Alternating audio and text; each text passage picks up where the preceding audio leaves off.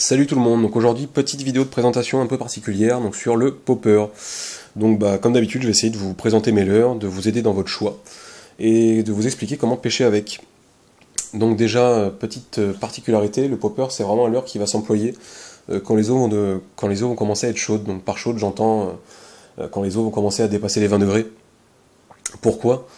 Tout simplement parce que c'est à cette période-là en fait que les bancs de perche et les brochets vont commencer à remonter en surface, à vraiment venir se poster sous la pellicule d'eau pour commencer à chasser. Donc c'est ça vraiment la période la plus propice pour pêcher au popper. Donc au niveau de la période, ça va à peu près coïncider, on va dire, là, avec du début juillet jusqu'à fin octobre, suivant la région où vous êtes. Hein.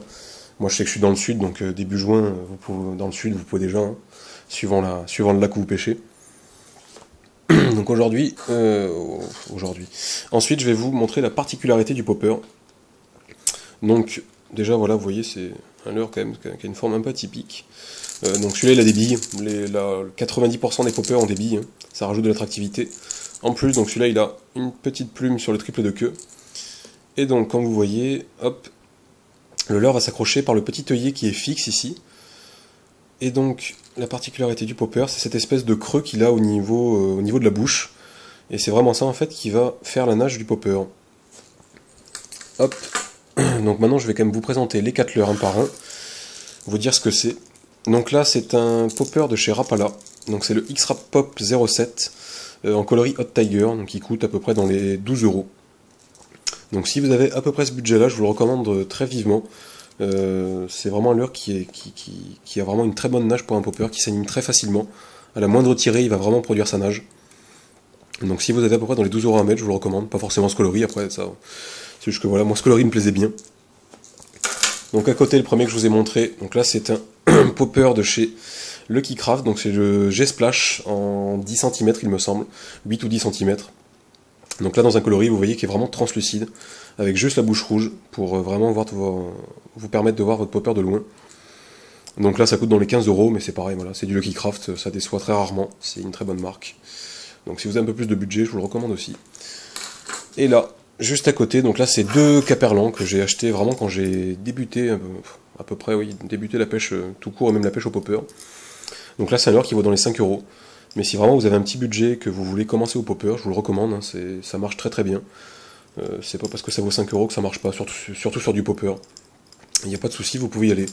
Et donc à côté, pareil, un caperlan plus petit, avec un autre coloris. Voilà, hop. Donc maintenant, je vais vous parler de l'animation des poppers. Donc tout simplement, donc voilà, si par exemple vous êtes sur le lac, que vous voyez une chasse ou vous avez un poste à pêcher, donc comme tous les leurres, vous allez envoyer votre leurre sur la chasse ou le poste. Donc le leurre, donc faut préciser, les poppers sont des leurres de surface, donc tous les poppers flottent, ils ne couleront jamais. Donc une fois que vous avez envoyé votre leurre, moi ce que je vous recommande de faire vraiment, c'est une fois que le leurre est posé sur l'eau, de faire une pause de 5 à 10 secondes, sans rien toucher, le temps que si jamais il y a des poissons en dessous, qu'ils aient le temps de venir examiner. Et ensuite pour l'animation, c'est très simple, il vous suffit de faire des petites tirées sèches dans votre canne, et en fait à chaque tirée sèche, l'espèce de creux dans la bouche du popper va tout simplement déplacer de l'eau et faire un fameux pop.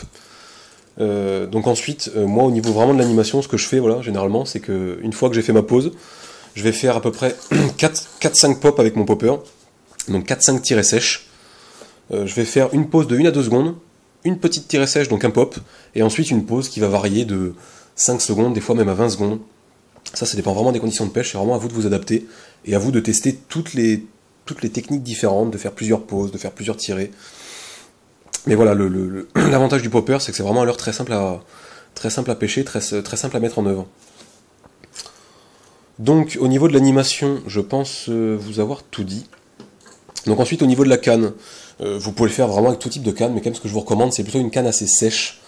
Parce que le problème c'est qu'avec des cannes régulières, il faudra vraiment un peu plus forcer pour que le popper s'anime, surtout si vous le jetez loin. Mais voilà, après, à peu près avec tout type de canne, vous pouvez le faire. Et surtout, la grande particularité vraiment du popper qui va faire que vous allez sûrement aimer ce leurre, c'est que si jamais vous arrivez à faire du poisson avec, l'avantage du popper, donc vu que c'est un leurre de surface, c'est que généralement les attaques sont plutôt sympathiques. Si jamais vous avez la chance de faire du brochet au popper, généralement vous vous en souviendrez, parce que le poisson va vraiment venir d'en dessous et vraiment sortir de l'eau pour prendre le popper. Donc c'est vraiment ça qui est sympa. Après le popper c'est quand même plus destiné à la perche. C'est vraiment un leurre qui prendra plus de perche que de brochet. Mais bon, moi ça m'est quand même arrivé de prendre pas mal de brochet avec. Donc voilà, enfin je vous le recommande, au moins d'en avoir un dans votre boîte de pêche. Tout simplement pour tester de temps en temps dans les endroits où vous n'avez pas beaucoup d'eau. Les endroits où vous avez des herbiers, voilà, tous les endroits où vous ne pourrez pas passer avec un leurre qui ira tout simplement sous l'eau. Donc je pense à peu près vous avoir tout dit. J'espère que cette petite vidéo vous a plu.